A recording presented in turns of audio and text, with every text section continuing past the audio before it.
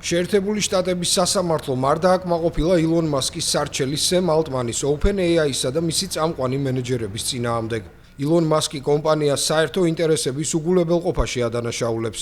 მისი აზრით, კომპანია უნდა იყოს არაკომერციული ორგანიზაცია და განავითაროს ხელოვნური ინტელექტი კაცობრიობის საკეთილდღეოდ. ნაფიცმა მსაჯულებმა დაადგინეს, რომ ილონ მასკმა დიდი ხანი მოანდომა სარჩელის შეტანას, რითაც დაირღვა კანონით დადგენილი ვადა.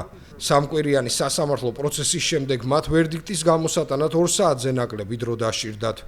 სასამართლო პროცესმა, რომელიც კალიფორნიაში, კერძოდ ოკლენდში გაიმართა, ნათლად წარმოაჩინა სილიკონ ველის ორ მნიშვნელოვან ფიგურას შორის წარმოქმნილი უთანხმოება და კომპანია OpenAI-ის მუშაობის საწყისი ეტაპი.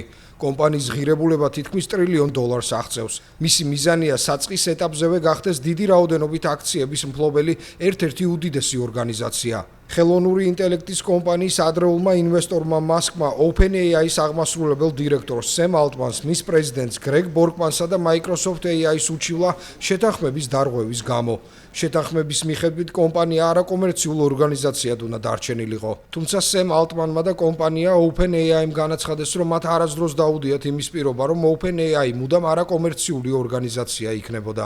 ისინი ამტკიცებდნენ, რომ მასკის სარჩელი მიზნად ისახავდა კომპანიის სწრაფი ზრდის შეფერხებასა და მისი XAI-ის გაძლიერებას, რომელიც მან კონკურენტის სახით 2023 წელს შექმნა. როგორც მილიარდერმა ბიზნესმენმა ილონ მასკმა სოციალურ მედია პლატფორმა X-ზე დაწერა, იგი სასამართლო განაჩენის გასაჩივრებას გეგმავს.